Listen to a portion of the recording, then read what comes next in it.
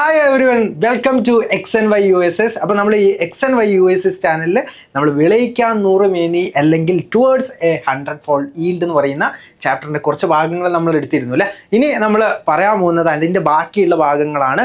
നമ്മൾ എങ്ങനെയാണ് sexual reproduction എങ്ങനെയാണ്, അതുമായിട്ട് ബന്ധപ്പെട്ട കാര്യങ്ങളൊക്കെയാണ് നമ്മൾ ഈ ഒരു വീഡിയോയിൽ ചർച്ച ചെയ്യാൻ പോകുന്നത്. നമുക്ക് എന്ത് ചെയ്യാം, അതിന് മുമ്പ് നമ്മൾ X and Y U S S കമ്മ്യൂണിറ്റിയിൽ നിങ്ങൾ ജോയിൻ ചെയ്തിട്ടില്ലെങ്കിൽ ഈ കാണുന്ന QR കോഡ് സ്കാൻ ചെയ്തിട്ട് നിങ്ങൾക്ക് ജോയിൻ ചെയ്യുക, അല്ലെങ്കിൽ നമ്മുടെ താഴെ ഡിസ്ക്രിപ്ഷൻ ബോക്സിൽ ലിങ്ക് ക്ലിക്ക് ചെയ്താലും നിങ്ങൾക്ക് എന്ത് ചെയ്യാൻ പറ്റും, ഫ്രീ ആയിട്ടുള്ള കോച്ചിങ്ങിന് ജോയിൻ ചെയ്യാൻ പറ്റും. അതിൽ ടൈംലി അപ്ഡേറ്റ്സ് ഉണ്ടാവും, അതേപോലെ തന്നെ ഡെയിലി ക്യൂസസ് ഉണ്ടാവും. എല്ലാ ഞായറാഴ്ചകളിലും നമ്മൾ ഇനി മുതൽ മോക്ക് ടെസ്റ്റുകളുണ്ട്. മോക്ക് ടെസ്റ്റുകൾ എത്രത്തോളം എഴുതാൻ പറ്റും അത്രത്തോളം നിങ്ങൾ എഴുതുക, അത്രത്തോളം നമുക്ക് കിട്ടാനുള്ള ചാൻസ്, USS കിട്ടാനുള്ള ചാൻസ് കൂടുതലാണ്. നമുക്ക് എത്ര പരീക്ഷ എഴുതാൻ പറ്റുമോ അത്രത്തോളം നമുക്ക് എന്ത് ചെയ്യാൻ പറ്റും, എഴുതണം. എന്നാലേ നമുക്ക് എന്ത് ചെയ്യാൻ പറ്റുള്ളൂ, കൂടുതൽ ക്വസ്റ്റ്യൻസ് പരിചയമായി കഴിഞ്ഞാൽ നമുക്ക് ഈസിലി ക്രാക്ക് ചെയ്യാൻ പറ്റുന്ന സുഖമായിട്ടുള്ള ഒരു എക്സാമാണ് എന്ത് USS എന്ന് പറയുന്നത്. അപ്പോൾ നമുക്ക് വിളയിക്കാൻ 100 മേനി ഈ ഒരു ചാപ്റ്ററിൽ ഇനി നമ്മൾ പറയാതെ വിട്ടുപോയ കുറച്ച് കാര്യങ്ങളുണ്ട് അല്ലേ, അത് നമുക്ക് നോക്കാം. ആദ്യമായിട്ട് വരുന്നതാണ് അതിൽ പോളിനേഷൻ. നമ്മൾ ചെറിയ ക്ലാസ് മുതലേ പറയുന്നുണ്ട് പോളിനേഷൻ അല്ലെങ്കിൽ പരാഗണം എന്ന് പറയുന്നത് എന്താണ്. പരാഗണം എന്ന് പറയുന്നത് ഒന്നുമില്ല, എന്താണ്, പരാഗരേണുക്കൾ പരാഗ സ്ഥലത്തെത്തുന്നതിനാണ് എന്താ പറയുക, നമ്മൾ പരാഗണം എന്ന് പറയുക. 2 തരത്തിലുള്ള പരാഗണം ഉണ്ട്. അല്ലെങ്കിൽ നമ്മൾ പോളൻ ഗ്രെയിൻസ് എന്താണ് സ്റ്റിഗ്മയിൽ എത്തുന്നതിനാണ് നമ്മൾ എന്താ പറയുക, പോളിനേഷൻ എന്ന് പറയുക. അത് 2 തരത്തിലുള്ള പോളിനേഷൻ അല്ലെങ്കിൽ 2 തരത്തിലുള്ള പരാഗണം ഉണ്ട്. ഒന്നിനെ നമ്മൾ സെൽഫ് പോളിനേഷൻ, ഒരു പൂവിലാണ് നടക്കുന്നതെങ്കിൽ നമ്മൾ എന്താ പറയുക, സെൽഫ് പോളിനേഷൻ. ഇനി 2 പൂവുകളിലാണ് നടക്കുന്നതെങ്കിൽ അതിനെ നമ്മൾ വിളിക്കുന്ന പേരാണ് ക്രോസ് പോളിനേഷൻ. അപ്പോൾ ഒരു പൂവിൽ നിന്ന് പോളൻ ഗ്രെയിൻസ് അടുത്ത പൂവിലേക്ക് ഉള്ള സ്റ്റിഗ്മയിൽ അല്ലെങ്കിൽ പരാഗണ സ്ഥലത്ത് എത്തുന്നതിനാണെന്ന് പറയാം, അല്ലെങ്കിൽ പരാഗ സ്ഥലത്ത് എത്തുന്നതിനാണ് നമ്മൾ എന്താ പറയുക, ക്രോസ് പോളിനേഷൻ എന്ന് പറയാം. ഇതിനെ നമ്മൾ സെൽഫ് പോളിനേഷൻ എന്ന് പറഞ്ഞു. അപ്പോൾ നമ്മൾ ഈ 2 തരത്തിലുള്ള പോളിനേഷൻ നമ്മൾ ചെറിയ ക്ലാസ് മുതലേ പറഞ്ഞതാണ്, ജസ്റ്റ് ഒന്ന് ഇൻട്രൊഡ്യൂസ് ചെയ്തെന്നുള്ളൂ. യെസ്. അപ്പം പക്ഷേ നമ്മൾ ഈ ഒരു ചാപ്റ്ററിൽ ഡിസ്കസ് ചെയ്യാൻ പോകുന്നത് വേറൊരു കാര്യമാണ്. എന്താണ് ആർട്ടിഫിഷ്യൽ പോളിനേഷൻ? അതായത് എന്താണ്, നമ്മൾ പരാഗണം അല്ലെങ്കിൽ ക്രോസ് പോളിനേഷൻ നമ്മൾ ഒഴിവാക്കാൻ വേണ്ടിയിട്ട് നമ്മൾ എന്ത് ചെയ്യും, നമ്മൾ ഒരു കാര്യം ചെയ്യും. അതിനെയാണ് കൃത്രിമ പരാഗണം അല്ലെങ്കിൽ ആർട്ടിഫിഷ്യൽ പോളിനേഷൻ എന്ന് പറയും. ആ ആർട്ടിഫിഷ്യൽ പോളിനേഷൻ എങ്ങനെയാണ് ചെയ്യുക, നമ്മൾ ടെക്സ്റ്റ് ബുക്കിൽ കൃത്യമായിട്ടുണ്ട് അല്ലേ.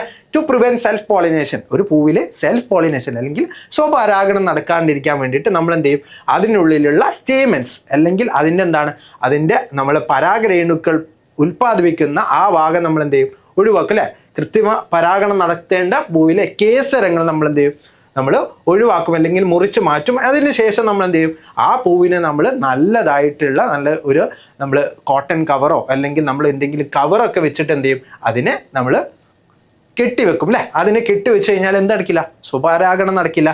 അതിന് പകരമായിട്ട് നമ്മൾ എന്ത് ചെയ്യും, അതിൻ്റെ പരാഗസ്ഥലത്തേക്ക് നമുക്ക് ആവശ്യമായിട്ടുള്ള പരാഗരേണുക്കൾ അല്ലെങ്കിൽ ആവശ്യമായിട്ടുള്ള പോളൻ ഗ്രെയിൻസ് എന്ത് ചെയ്യും, നമ്മൾ ട്രാൻസ്ഫർ ചെയ്തിട്ട് നമുക്ക് ഇഷ്ടപ്പെട്ട ഒരു ക്വാളിറ്റിയിലുള്ള അല്ലെങ്കിൽ നമ്മൾ വിചാരിച്ചിട്ടുള്ള ഒരു ക്വാളിറ്റിയിലുള്ള നമുക്ക് പ്ലാന്റിനെ അല്ലെങ്കിൽ സീഡിനെ ഉണ്ടാക്കാൻ പറ്റുന്ന ഈ തരത്തിൽ നടക്കുന്ന പോളിനേഷനെയാണ് നമ്മൾ എന്ത് വിളിക്കുക, ആർട്ടിഫിഷ്യൽ പോളിനേഷൻ അല്ലെങ്കിൽ കൃത്രിമ പരാഗണം എന്ന് പറയാം. അപ്പോൾ കൃത്രിമ പരാഗണം വെച്ചിട്ടാണ് എന്ത് നമ്മൾ പറയുന്ന ഹൈബ്രിഡൈസേഷനും ഇങ്ങനെയുള്ള കാര്യങ്ങളൊക്കെ നടക്കുന്നത് കൃത്രിമ പരാഗണം ചെയ്തിട്ടാണ്. അപ്പോൾ കൃത്രിമ പരാഗണത്തിൻ്റെ ഭാഗമായിട്ട് നമുക്ക് വരുന്നതാണ് ഹൈബ്രിഡൈസേഷൻ അല്ലെങ്കിൽ വർഗസങ്കരണം. അപ്പോൾ ഹൈബ്രിഡൈസേഷൻ എന്ന് പറഞ്ഞാൽ എന്താ, ഹൈബ്രിഡൈസേഷൻ എന്ന് പറയുന്ന method of production of seeds. നമ്മൾ പൂവിൽ പോളിനേഷൻ അല്ലെങ്കിൽ പരാഗണം നടന്നു കഴിഞ്ഞാൽ എന്താണ്, വിത്തുൽപാദനം ഉണ്ടാവും അല്ലേ, അല്ലെങ്കിൽ സീഡ് പ്രൊഡക്ഷൻ ഉണ്ടാവും. അപ്പോൾ ആ സീഡ് പ്രൊഡക്ഷൻ എങ്ങനെയാണ്, നമുക്കിഷ്ടമുള്ള, അതായത് ബൈ ആർട്ടിഫിഷ്യലി പോളിനേറ്റിംഗ്, അതായത് നമുക്ക് ഏത് ക്വാളിറ്റിയാണ് വേണ്ടത്, നമുക്ക് ആ ചെടിയിൽ നിന്ന് എന്താ വേണ്ടത്, നമുക്ക് നല്ല രീതിക്കുള്ള ഫ്രൂട്ടാണ് വേണമെങ്കിൽ അല്ലെങ്കിൽ നല്ല രീതിയിലുള്ള പഴങ്ങളാണ് വേണമെങ്കിൽ നമ്മൾ എന്ത് ചെയ്യും, ആ തരത്തിലേക്ക് നമ്മൾ എന്ത് ചെയ്യും, അതിനെ ആർട്ടിഫിഷ്യലി പോളിനേറ്റ് ചെയ്യും അല്ലെങ്കിൽ കൃത്രിമമായിട്ട് പരാഗണം ചെയ്തിട്ട് നമ്മൾ വിത്തുകൾ ഉൽപ്പാദിപ്പിക്കുന്ന പ്രോസസ്സിനെയാണ് നമ്മൾ എന്ത് വിളിക്കുക, ഹൈബ്രിഡൈസേഷൻ. ആ ഹൈബ്രിഡൈസേഷൻ എന്താണ്, 2 plants which have different qualities, ഒരേ വർഗത്തിൽപ്പെട്ട 2 സസ്യങ്ങൾ എടുത്തിട്ട് അതിലെന്ത് ചെയ്യും, 2 ഡിഫറെൻറ്റ് ക്വാളിറ്റീസിൽ 2 വ്യത്യസ്ത ഗുണങ്ങളോട് കൂടിയിട്ടുള്ള ചെടികളെ നമ്മൾ എടുത്തിട്ട് നമ്മൾ ആർട്ടിഫിഷ്യലി അല്ലെങ്കിൽ കൃത്രിമമായിട്ട് പരാഗണം നടത്തി വിത്തുൽപാദനം നടത്തുന്നതിനാണ് എന്ത് പറയുക, ഹൈബ്രിഡൈസേഷൻ എന്ന് പറയാം. ഈ ഹൈബ്രിഡൈസേഷൻ്റെ ഭാഗമായിട്ട് ഉണ്ടാവുന്ന കുറച്ച് പ്രൊഡക്റ്റുകളുണ്ട്.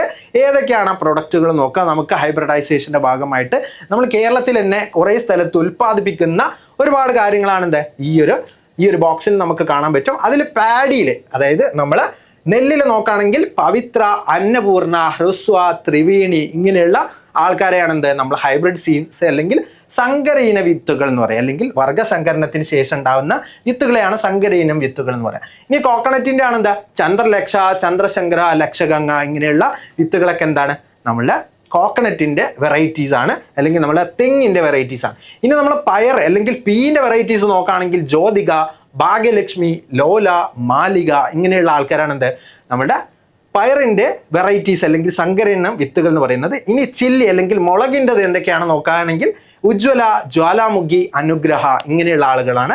ഇനി നമ്മൾ വെണ്ട അല്ലെങ്കിൽ ലേഡീസ് ഫിംഗറിനെ നോക്കുകയാണെങ്കിൽ സൽകീർത്തി, കിരൺ, അർക്ക, അതേപോലെ തന്നെ അനാമിക എന്ന് പറയുന്ന ഈ വിത്തുകളാണ് എന്ത് നമ്മളെ ലേഡീസ് ഫിംഗർ അല്ലെങ്കിൽ വെണ്ടയുടെ വരുന്നത്. ഇനി നമ്മൾ വഴുതനങ്ങ അല്ലെങ്കിൽ വഴുതന അല്ലെങ്കിൽ ബ്രിഞ്ചോളിന്റെ നോക്കുകയാണെങ്കിൽ സൂര്യ, ശ്വേത, അതേപോലെ തന്നെ ഹരിത ആൻഡ് നീലിമ. ഇനി ടൊമാറ്റോ അല്ലെങ്കിൽ നമ്മുടെ തക്കാളിനെ നോക്കുകയാണെങ്കിൽ മുക്തി, അനഘ, അക്ഷയ, ശക്തി ഇങ്ങനെയുള്ള പേരുകൾ എന്ത് ചെയ്യണം നിങ്ങൾ പഠിച്ചു വെക്കണം. അതേപോലെ തന്നെ ഇനി സ്നേക് ഗാർഡ് അല്ലെങ്കിൽ പടവലത്തിൻ്റെ നോക്കുകയാണെങ്കിൽ പടവലം എന്താണ് കൗമുദി, മനുശ്രീ, അതേപോലെ തന്നെ ബേബി ഇങ്ങനെയുള്ള വിത്തുകളാണ് എന്ത് അവിടെ ഉള്ളത്. ഇനി പംകിൻ അല്ലെങ്കിൽ നമ്മളെ മത്തൻ്റെ നോക്കുകയാണെങ്കിൽ അമ്പിളി, സുവർണ ആൻഡ് സാറ അല്ലെങ്കിൽ സരസ് ഇതാണ് എന്ത് നമ്മൾ വരുന്നത്. ഇനി ബിറ്റർ ഗോഡിനെ നോക്കുകയാണെങ്കിൽ പ്രിയ, പ്രീതി, പ്രിയങ്ക ഇങ്ങനെയുള്ള ആളുകളാണ്. അതേപോലെ തന്നെ സ്പിനാച്ച് അല്ലെങ്കിൽ നമ്മുടെ ചീരൻ്റെ നോക്കുകയാണെങ്കിൽ നമ്മൾ എന്താണ് അരുൺ, അതേപോലെ തന്നെ കണ്ണാറ ലോക്കൽ, അതേപോലെ തന്നെ മോഹിനി. ഈ വിത്തുകളാണെന്ത് നമ്മളെ സങ്കരയിനം വിത്തുകളിൽ വരുന്ന നമ്മൾ പഠിച്ച് അല്ലെങ്കിൽ നമ്മൾ മനസ്സിലാക്കി വെക്കേണ്ട ഒരുപാട് വെറൈറ്റികൾ നമ്മൾ ടെക്സ്റ്റ് ബുക്കിൽ കുറച്ചെണ്ണം ഉണ്ടാവുള്ളൂ. പക്ഷേ നമ്മൾ കോമ്പറ്റേറ്റീവ് എക്സാംസ് ആണ് അല്ലേ USS എന്ന് പറയുന്നത്. അപ്പോൾ ഈ പേരുകളൊക്കെ എന്ത് ചെയ്യണം നമ്മൾ കാണാപ്പാഠമാക്കിയിട്ട് നമ്മൾ മനസ്സിലാക്കി വെക്കണം. ഈ കാര്യങ്ങളൊക്കെ സുഖമായിട്ട് പഠിക്കാൻ പറ്റുന്നതാണ്. നിങ്ങൾ കൃത്യമായിട്ട് ഈ വീഡിയോയും കാര്യങ്ങളൊക്കെ കണ്ട് എന്ത് ചെയ്യുക നിങ്ങൾ ഇവിടെ പോസ് ചെയ്ത് വെക്കുക, എന്നിട്ട് എന്ത് ചെയ്യുക കൃത്യമായിട്ട് എഴുതി വെക്കുക, എന്നിട്ട് എന്ത് ചെയ്യുക നമ്മൾ എക്സാമിന് മാർക്ക് നേടണം. ഓക്കെ, ഇനി നമുക്ക് എന്ത് ചെയ്യാം ഇതൊക്കെ ഉണ്ടാവണമെങ്കിൽ ഒരുപാട് ഇൻസ്റ്റിറ്റ്യൂട്ട്സ് വേണം അല്ലേ, ഒരുപാട് കേന്ദ്രങ്ങൾ ഉണ്ടാവും, അല്ലെങ്കിൽ കാർഷികമായിട്ട് ചെയ്യുന്ന ഒരുപാട് കേന്ദ്രങ്ങൾ ഉണ്ടാവും, അല്ലെങ്കിൽ കാർഷിക ഗവേഷണ സ്ഥാപനങ്ങൾ ഉണ്ടാവും. നമ്മുടെ കേരളത്തിൽ ഏതൊക്കെയാണുള്ളത് നോക്കാം. Central tuber crop research institute അതായത് CTCRI അത് എവിടെയുള്ളത് ശ്രീകാര്യത്താണ്. ഏതാണ് കേന്ദ്ര കിഴങ്ങുവിള ഗവേഷണ കേന്ദ്രം CTCRI ഉള്ളത് ശ്രീകാര്യത്താണ്. ഇനി രണ്ടാമത് വരുന്നതാണ് എന്ത് റബ്ബർ റിസർച്ച് ഇൻസ്റ്റിറ്റ്യൂട്ട് RRI എന്ന് പറയുന്നത്, അതായത് rubber research institute of India അത് വരുന്നത് കോട്ടയത്താണ്. ഇനി നമ്മൾ നോക്കുകയാണെങ്കിൽ central plantation crops research institution അതായത് കേന്ദ്ര തോട്ടവിള ഗവേഷണ കേന്ദ്രം അത് വരുന്നത് കാസർഗോഡാണ്. ഇനി കേരള അഗ്രികൾച്ചർ യൂണിവേഴ്സിറ്റി KAU എന്ന് പറയും, അതുള്ളത് ഏതാണ് അതായത് കേരളത്തിലെ കാർഷിക സർവകലാശാല സ്ഥിതി ചെയ്യുന്നത് തൃശ്ശൂരിൽ മണ്ണുത്തി എന്ന് പറയുന്ന സ്ഥലത്താണ്. ഇനി Indian Institute of Spice Research അതായത് CISR അത് CISRന്റെ Indian Institute of Spice Research IISR വരുന്നത്, അല്ലെങ്കിൽ Indian Institute of Spice Research IISR വരുന്നത് കോഴിക്കോടാണ്. ഇനി നമ്മൾ നോക്കുകയാണെങ്കിൽ കേരള ബനാന റിസർച്ച് സ്റ്റേഷൻ അതും CSIRന്റെ ഭാഗമാണ്, അത് കണ്ണാറയിലാണ് വരുന്നത്, അല്ലെങ്കിൽ സംസ്ഥാന ഏത്തവാഴ ഗവേഷണ കേന്ദ്രം കണ്ണാറയിലാണ്. ഇനി കേരള കാഷ്യൂ റിസർച്ച് സ്റ്റേഷൻ വരുന്നത് ആനക്കയം, മലപ്പുറം, അതേപോലെ തന്നെ മടക്കത്തറ തൃശ്ശൂരിലാണുള്ളത്. അതായത് സംസ്ഥാന കശുവണ്ടി ഗവേഷണ കേന്ദ്രം ആനക്കയം, മലപ്പുറം, മടക്കത്തറ തൃശ്ശൂരിലാണുള്ളത്. ഇനി നമ്മൾ നോക്കുകയാണെങ്കിൽ കേരള കാർഡമം റിസർച്ച് ഇൻസ്റ്റിറ്റ്യൂട്ട് അതെന്താണ് പാമ്പാടും പാറയിലാണ്. ഇടുക്കിയിലാണ് എന്ത് ഉള്ളത് കേരള കാർഡമം അതായത് സംസ്ഥാനം ഏലം ഗവേഷണ കേന്ദ്രം പാമ്പാടും പാറയിലാണ്. ഇനി കേരള പെപ്പർ റിസർച്ച് ഇൻസ്റ്റിറ്റ്യൂട്ട് വരുന്നത് പന്നിയൂരാണ്, അതായത് സംസ്ഥാന കുരുമുളക് ഗവേഷണ കേന്ദ്രം പന്നിയൂരിലാണുള്ളത്. ഇനി കേരള പാഡി റിസർച്ച് ഇൻസ്റ്റിറ്റ്യൂട്ട് പട്ടാമ്പിയിലാണ്, പാലക്കാട്. ഇനി മങ്കൊമ്പുണ്ട്, അതേപോലെ തന്നെ കായംകുളം ആലപ്പുഴയിലുണ്ട്. ഇനി വൈറ്റില എറണാകുളത്തുണ്ട്. അതായത് സംസ്ഥാന നമ്മളെ നെല്ല് അല്ലെ പാഡി റിസർച്ച് ഇൻസ്റ്റിറ്റ്യൂട്ട് നെല്ല് ഗവേഷണ കേന്ദ്രം വരുന്നത് പട്ടാമ്പി, മങ്കൊമ്പ്, കായംകുളം, അതേപോലെ തന്നെ നമ്മൾ ഏതാണ് വൈറ്റിലയിലാണ് വരുന്നത്. ഇനി Kerala Ginger Research Institute Ambalavayal, Wayanad അമ്പലവയലിലാണ് എന്ത് നമ്മളെ കേരള ജിഞ്ചർ റിസർച്ച് ഇൻസ്റ്റിറ്റ്യൂട്ട് അല്ലെങ്കിൽ സംസ്ഥാന ഇഞ്ചി ഗവേഷണ കേന്ദ്രം സ്ഥിതി ചെയ്യുന്നത് അമ്പലവയലിലാണ്. അപ്പോൾ ഈ പേരുകൾ എന്ത് ചെയ്യണം നിങ്ങൾ കൃത്യമായിട്ട് മനസ്സിലാക്കി വെക്കണം. എവിടെ ഏതൊക്കെ സ്ഥാപനങ്ങൾ എവിടേക്കാണ് അല്ലെങ്കിൽ ഏതൊക്കെ ഗവേഷണ കേന്ദ്രങ്ങൾ എവിടേക്കാണെന്ന് എന്ത് ചെയ്യുക നിങ്ങൾ കൃത്യമായിട്ട് മനസ്സിലാക്കി വെക്കുക. ഇത് നമ്മളെ ക്വസ്റ്റ്യനിൽ പ്രതീക്ഷിക്കാവുന്ന ഒരു ക്വസ്റ്റ്യനാണ്. ഓക്കെ, ഇനി നമുക്ക് നോക്കാം എന്താണ് നമ്മൾ ഇങ്ങനെയുള്ള കാര്യങ്ങൾക്കൊക്കെ തുടക്കമുണ്ട് അല്ലേ, ഒരു തുടക്കം സംഭവിച്ചിട്ടുണ്ട്. ആ തുടക്കക്കാരൻ ആരാണ്? നമ്മൾ ആ തുടക്കത്തിന് അല്ലെങ്കിൽ ഈ ഒരു വർഗ്ഗസങ്കരണത്തിനൊക്കെ ഇന്ത്യയിൽ ഏറ്റവും പ്രാമുഖ്യം കൊടുത്തുള്ള ഒരാളാണ് നമ്മൾ പറഞ്ഞുള്ള അല്ലെങ്കിൽ ഫാദർ ഓഫ് ഗ്രീൻ റെവല്യൂഷൻ അല്ലെങ്കിൽ ഹരിത വിപ്ലവത്തിൻ്റെ പിതാവ് എന്നറിയപ്പെടുന്ന ഡോക്ടർ MS സ്വാമിനാഥൻ എന്ന് പറയുന്ന ആളാണ്. അപ്പം ഈ ആളാണെന്ത് ഈ ഇദ്ദേഹമാണ് എന്ത്, ഈ ഒരു ശാസ്ത്രജ്ഞനാണ് നമുക്ക് ഈ ഗ്രീൻ റെവല്യൂഷൻ അല്ലെങ്കിൽ ഹരിത വിപ്ലവം, നമുക്ക് ഇഷ്ടപ്പെട്ട വെറൈറ്റികളായിട്ടുള്ള ആളുകളെ അല്ലെങ്കിൽ നമുക്ക് ഇഷ്ടപ്പെട്ട നെല്ലിനങ്ങൾ, ഇങ്ങനെയുള്ള വിത്തിനങ്ങളൊക്കെ കൊണ്ടുവന്നത്, ഇന്ത്യയിൽ പുതുതായിട്ട് കൊണ്ടുവന്നത് ഡോക്ടർ MS സ്വാമിനാഥനാണ്. അപ്പം അതാണ് അയാളെ എന്ത് വിളിക്കുന്നത്, MS സ്വാമിനാഥൻ ഇന്ത്യയിലെ ഹരിത വിപ്ലവത്തിൻ്റെ പിതാവ് എന്ന് അറിയപ്പെടുന്നത്. അപ്പം നമ്മൾ ഹരിത വിപ്ലവത്തിൻ്റെ പിതാവായിട്ട് അറിയപ്പെടുന്നത് ഒരുപാട്, he had developed high yielding seeds and popularise dum among farmers. അതായത് നമ്മളുടെ കൃഷിക്കാരല്ലേ, നമ്മളെ നാട്ടിലെ കർഷകരിൽ ഒരുപാട് നല്ല ഗുണമുള്ള വിത്തുകൾ അല്ലെങ്കിൽ ഗുണമേന്മയുള്ള വിത്തുകൾ എന്ത് ചെയ്തു, പ്രചരിപ്പിച്ചിട്ട് അതെന്ത് ചെയ്തു, അത് കൃഷി ചെയ്യാൻ പ്രോത്സാഹിപ്പിച്ചു. ഇത് ഗവൺമെൻറ്റിൻ്റെ കയ്യിൽ നിന്ന് നല്ല രീതിയിലുള്ള അംഗീകാരങ്ങളും ഒക്കെ ഏറ്റുവാങ്ങി. ഇപ്പോൾ നമ്മൾ ഭാരതരത്ന ഒക്കെ കിട്ടിയിട്ടുള്ള, അത് അദ്ദേഹം മരിച്ചു പോയിട്ടുണ്ടെങ്കിലും അദ്ദേഹത്തിന് ഭാരതരത്ന കൊടുത്തു നമ്മളുടെ ഇന്ത്യ അദ്ദേഹത്തെ അംഗീകരിച്ചിട്ടുണ്ട്. അപ്പം അദ്ദേഹമാണ് എന്താ നമ്മളുടെ ഫാദർ ഓഫ് ഗ്രീൻ റെവല്യൂഷൻ എന്ന് പറയുന്നത്. അപ്പോൾ MS സ്വാമിനാഥനെ കുറിച്ച് എന്ത് ചെയ്യാം, മനസ്സിലാക്കി വെക്കുക. MS സ്വാമിനാഥൻ എന്നാണ് ഭാരതരത്ന കിട്ടിയത്, എന്തിനാണ് ഭാരതരത്ന കിട്ടിയത്, അദ്ദേഹത്തെ എന്തുകൊണ്ടാണ് ഹരിത വിപ്ലവത്തിൻ്റെ പിതാവ് അല്ലെങ്കിൽ ഫാദർ ഓഫ് ഗ്രീൻ റെവല്യൂഷൻ അറിയപ്പെടുന്നതൊക്കെ എന്ത് ചെയ്യുക, നിങ്ങൾ നോക്കി വെക്കാം. Okay, yes. ഇനി നമ്മൾ നോക്കുകയാണെന്ത്, നമുക്ക് വിട്ടുപോയ കുറച്ച് ഭാഗങ്ങളുണ്ട്. In this method of application of fertiliser, അതായത് നമ്മൾ സൂക്ഷ്മ ജീവികളെ ഉപയോഗപ്പെടുത്തി വളപ്രയോഗ രീതിയാണ് ജീവാണു വളപ്രയോഗം, അല്ലെങ്കിൽ നമ്മൾ എന്താ പറയാം അതിന് ഫെർട്ടിലൈസർ. അതായത് നമ്മൾ എന്താ പറയുക, ബയോളജിക്കൽ കൺട്രോൾ ഉണ്ട്, നമ്മൾ മൈക്രോബിയൽ പെസ്റ്റ് കൺട്രോൾ, ഇങ്ങനെയുള്ള കാര്യങ്ങളൊക്കെ ഉണ്ട്. നമ്മളെന്താണ് സൂക്ഷ്മ ജീവികൾ, അതായത് മൈക്രോബ്സിനെ യൂസ് ചെയ്തിട്ട് ഉപയോഗപ്പെടുത്തിയുള്ള വളപ്രയോഗം, നമ്മൾ ഫെർട്ടിലൈസർ കൊടുക്കുകയാണ്. അതിനാണ് നമ്മൾ മൈക്രോബിയൽ ഫെർട്ടിലൈസേഴ്സ് എന്ന് പറയാം. അതിന് നമ്മൾ യൂസ് ചെയ്യുന്ന ഒരുപാട് ആൾക്കാരാണ് നമ്മൾ പറയുന്ന സ്യൂഡോമോണാസ്, അസോസ്പൈറില്ലം, ഇങ്ങനെയുള്ള ബാക്ടീരിയകളൊക്കെ എന്ത് ചെയ്യും, നമ്മൾ യൂസ് ചെയ്യും. ഈ ബാക്ടീരിയകളൊക്കെയാണ് നമ്മൾ ഫെർട്ടിലൈസറായിട്ട് യൂസ് ചെയ്യുന്ന മൈക്രോബ്സ്. ഓക്കെ, ഇനി നമ്മൾ പെസ്റ്റ് കൺട്രോൾ, നമ്മൾ കീടങ്ങളെ നശീകരിക്കാൻ വേണ്ടി നമ്മൾ യൂസ് ചെയ്യുന്ന ആൾക്കാരാണ് ബയോളജിക്കൽ കൺട്രോൾ. നമ്മൾ എന്ത് ചെയ്യും, ബയോളജിക്കൽ കൺട്രോളെയും മിത്ര കീടങ്ങളെ ഉപയോഗിച്ച് കീട നിയന്ത്രണമാണ് ജൈവ നിയന്ത്രണം എന്ന് പറയുന്നത്. അതായത് എന്താണ്, ചിലപ്പോൾ നമ്മൾ കൊതുക് മുട്ട ഇട്ടേക്കും അല്ലേ, നമ്മളെ വെള്ളത്തിലൊക്കെ എന്ത് ചെയ്യും, കൊതുക് ഒരുപാട് മുട്ടൊക്കെ ഇട്ടിട്ടുണ്ടാവും. അപ്പോൾ ആ മുട്ടയൊക്കെ തിന്നാൻ വേണ്ടിയിട്ട് എന്ത് ചെയ്യും, അല്ലെങ്കിൽ കഴിക്കാൻ വേണ്ടിയിട്ട് നമ്മൾ എന്ത് ചെയ്യും, നമ്മൾ അവിടേക്ക് നമ്മൾ ഒരാളെ കൊണ്ടുവരും. അതാണ് ഡ്രാഗൺ ഫ്ലൈ, അല്ലെങ്കിൽ നമ്മൾ ഡ്രാഗൺ ഫ്ലൈ എന്ന് പറയുന്ന ആളെയാണെന്ന് നമ്മൾ അവിടെ കൊണ്ടുവരാം. അപ്പോൾ ഡ്രാഗൺ ഫ്ലൈ എന്ത് ചെയ്യും, അതിൻ്റെ മുട്ടകളെയൊക്കെ കഴിക്കും. അതേപോലെ തന്നെ നമ്മളുടെ അഫൈഡ്സ്, ഇങ്ങനെയുള്ള ആളുകളൊക്കെ ഉണ്ട് അല്ലേ. ഫൈഡ്സ് എന്ന് പറയുന്ന ആളുകളൊക്കെ നെല്ലിലൊക്കെ കാണുന്ന പച്ചിലയിലൊക്കെ കാണുന്ന ഒരുപാട് കീടങ്ങളുണ്ട്. ആ കീടങ്ങളൊക്കെ കൊല്ലാൻ വേണ്ടിയിട്ട് നമ്മൾ അവരുടെ നാച്ചുറൽ എനിമീസിന് എന്ത് ചെയ്യും, കൊണ്ടുവരും അല്ലേ. അവരുടെ നാച്ചുറൽ എനിമീസ്, അതായത് അവരുടെ മിത്ര കീടങ്ങൾ, അതായത് നമ്മൾ അവിടെ നമുക്ക് ഉപയോഗമുള്ള കീടങ്ങളെ നമ്മൾ കൊണ്ടുവന്നിട്ട് ആ കീടങ്ങളെ എന്ത് ചെയ്യും, നമ്മൾ നശിപ്പിക്കും. അതിനാണ് നമ്മൾ ജൈവ നിയന്ത്രണം എന്ന് പറയുന്നത്. ഇനി കെണികൾ ഉപയോഗിച്ചോ കൈകൊണ്ട് പെറുക്കി മാറ്റിയോ കീടങ്ങളെ നിയന്ത്രിക്കുന്ന രീതിയാണ് യാന്ത്രിക നിയന്ത്രണം, അല്ലെങ്കിൽ മെക്കാനിക്കൽ പെസ്റ്റ് കൺട്രോൾ. നമ്മൾ സ്വന്തമായിട്ട് എന്ത് ചെയ്യാം, നമ്മൾ ഓരോ കീടങ്ങളെയും നമ്മൾ എന്ത് ചെയ്യാം, ചിലപ്പോൾ നമ്മൾ നെറ്റ് യൂസ് ചെയ്തിട്ട് എന്ത് ചെയ്യും, നമ്മൾ കീടങ്ങളൊക്കെ ഒഴിവാക്കും. ഇതിനെയാണ് നമ്മൾ മെക്കാനിക്കൽ പെസ്റ്റ് കൺട്രോൾ അല്ലെങ്കിൽ യാന്ത്രിക നിയന്ത്രണം എന്ന് പറയുന്നത്. ഈ യാന്ത്രിക നിയന്ത്രണത്തിന് ഉപയോഗിക്കുന്ന ഒരിനം കെണിയാണ് ഫെറമോൺ കെണി. നമ്മൾ ഫെറമോൺ എന്ന് പറയുന്ന ഒരു കെമിക്കൽ എന്ത് ചെയ്യും, നമ്മൾ സ്പ്രേ ചെയ്ത് കൊടുക്കും. ആ സ്പ്രേ ചെയ്യുമ്പോൾ എന്ത് ചെയ്യും, ഒരുപാട് കീടങ്ങൾ എന്ത് ചെയ്യും, അതിനോട് അട്രാക്ട് ചെയ്തിട്ട് അവിടെ വരും. അപ്പം അവിടെ എന്ത് ചെയ്യും, അവിടെ ഒരു നശീകരണം നടക്കും. അപ്പം അങ്ങനെയാണ് നമ്മൾ യാന്ത്രിക നിയന്ത്രണം ചെയ്യുന്ന ഒരു മെത്തേഡ് എന്ന് പറയുന്നത്. ഇനി അടുത്തത് പറയുന്നത് മറ്റു ചില കെണികളുണ്ട്. പഴം ശർക്കര കെണി, അതായത് നമ്മൾ പഴവും ശർക്കരയൊക്കെ എന്ത് ചെയ്യും, കുഴച്ച് വെച്ചിട്ട് എന്ത് ചെയ്യും, നമ്മൾ ഒരുപാട് പെസ്റ്റുകൾ എന്ത് ചെയ്യും, നമ്മൾ അട്രാക്ട് ചെയ്യും. ആ പെസ്റ്റുകൾ അല്ലെങ്കിൽ നമ്മൾ കീടങ്ങളെ അട്രാക്ട് ചെയ്തിട്ട് നമ്മൾ കൊല്ലുന്നതിനാണ് എന്താ പറയുക, നമ്മൾ ഈ യാന്ത്രിക നിയന്ത്രണം എന്ന് പറയാം. ഇനി മഞ്ഞക്കെണി, അല്ലെങ്കിൽ നമ്മളെന്താ പറയും, യെല്ലോ ട്രാപ്പ് അല്ലെങ്കിൽ ബനാന ജാഗ്രി ട്രാപ്പ് എന്ന് പറയും. അതേപോലെ തന്നെ ഫെറമോൺ എന്താണ്, ഫെറമോൺ ട്രാപ്പ് എന്ന് പറയുന്നത് എന്താണ്, മെക്കാനിക്കൽ, നമ്മൾ സ്വന്തമായിട്ട് എന്ത് ചെയ്യുക, നമ്മൾ സ്പ്രേ ചെയ്തിട്ടൊക്കെയാണ് നമ്മൾ ഒഴിവാക്കുന്നത്. ഇനി പെസ്റ്റിസൈഡ്സ് ആർ 2 ടൈപ്സ്, അതായത് പെസ്റ്റിസൈഡ്സ്. ഇനി നമ്മൾ കീടനാശിനികളെ കുറിച്ചിട്ടാണ് പറയുന്നത്. ഇത് 2 തരത്തിലുണ്ട്, ഒന്ന് രാസകീടനാശിനികളും ഒന്ന് ജൈവ കീടനാശിനികളും.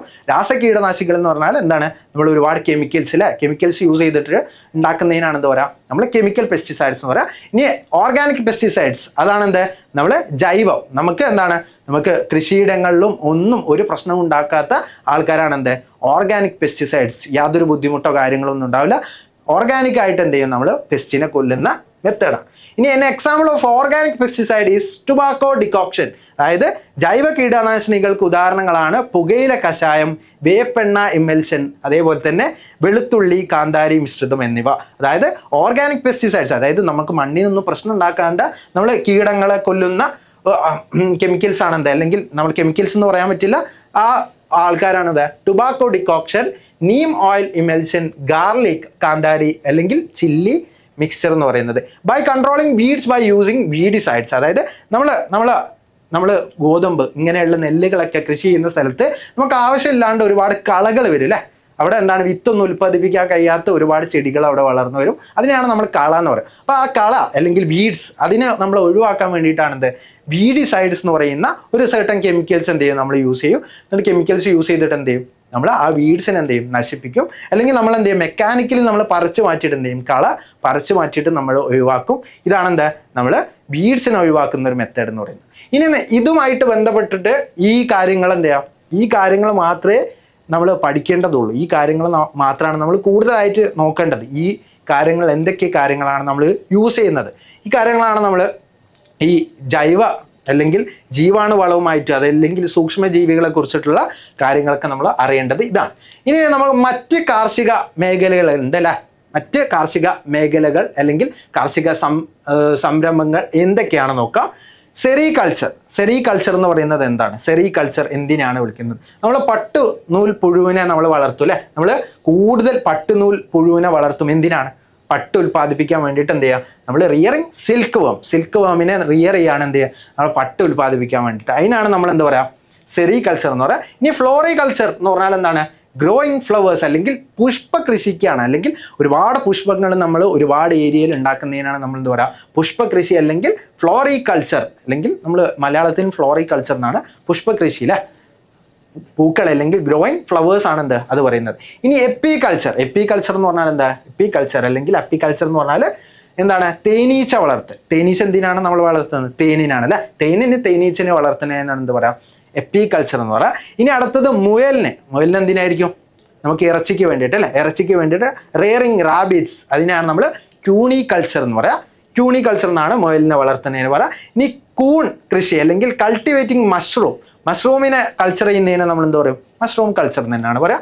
ഇനി റിയറിങ് പോൾട്രി എന്ന് പറഞ്ഞാൽ എന്താണ്, നമുക്ക് ഇറച്ചിക്ക് വേണ്ടി നമ്മൾ കോഴികൾ വളർത്തൂല, അല്ലെങ്കിൽ നമ്മൾ കോഴിക്കൃഷി എന്ന് പറയും. അത് കോഴിക്കൃഷിക്കാണ് നമ്മൾ എന്താ പറയുക, പോൾട്രി ഫാർമിംഗ് എന്ന് പറയാം, അല്ലെങ്കിൽ നമ്മൾ റിയറിങ് പോൾട്രി എന്ന് പറയും. നമ്മൾ ഇംഗ്ലീഷിൽ റിയറിങ് പോൾട്രി എന്ന് പറയും. ഇനി റിയറിങ് കാറ്റിൽ എന്ന് പറഞ്ഞാൽ എന്താണ്, നമ്മൾ നാൽക്കാലികളെ കാറ്റിൽ, അതായത് കന്നുകാലികളെ വളർത്തുന്നതിനാണ് എന്താ നമ്മൾ പറയാം, ലൈവ് സ്റ്റോക്ക് മാനേജ്മെന്റ്. കന്നുകാലികളെ എന്തിനായിരിക്കും വളർത്തുന്നത്, ഇറച്ചിക്ക് പാലിനൊക്കെ വേണ്ടിയിട്ടാണ് എന്ത് നമ്മൾ വളർത്തുന്നത്. അതേപോലെ തന്നെ കോഴിനെ നമ്മൾ എന്തിനായിരിക്കും, ഇറച്ചിക്കും മുട്ടക്കൊക്കെ ആയിരിക്കും അല്ലേ. അപ്പം അതിനൊക്കെയാണ് എന്ത് നമ്മൾ ഇതിനെ പോൾട്രി ഫാർമിംഗ് എന്നും ഇതിനെ ലൈവ് സ്റ്റോക്ക് ഫാമിംഗ് എന്നും പറയും.